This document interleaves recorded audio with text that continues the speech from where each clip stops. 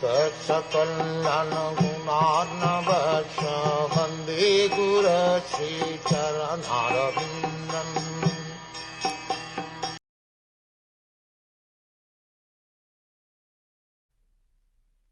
You have personally seen how the king of Seti, Sishupal, achieved success in yoga practice, although he hated Lord Krishna. Even the actual yogis aspire after such success with great interest by performance of their various practices. Who can tolerate separation from him?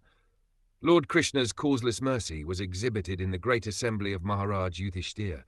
He was merciful even to his enemy, the king of Seti, who always tried to be an envious rival of the Lord. Because it is not possible to be a bona fide rival of the Lord, the king of Seti was extremely malicious toward Lord Krishna. In this, he was like many other asuras, such as Kamsa and Jarasandha. In the open assembly of the Rajsuya sacrifice performed by Maharaj Yudhishthira, Sishupal insulted Lord Krishna and he was finally killed by the Lord.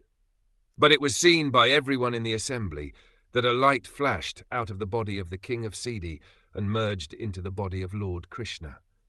This means that Sediraj achieved the salvation of attaining oneness with the Supreme, which is a perfection most desired by the Jnanis and Yogis, and for which they execute their different types of transcendental activities.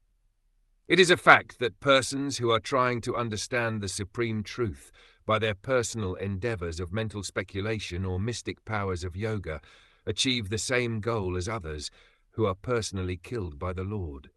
Both achieve the salvation of merging in the Brahmjyoti rays of the transcendental body of the Lord. The Lord was merciful even to his enemy, and the success of the king of Seti was observed by everyone who was present in the assembly. Vidur was also present there, and therefore Uddhava referred the incident to his memory.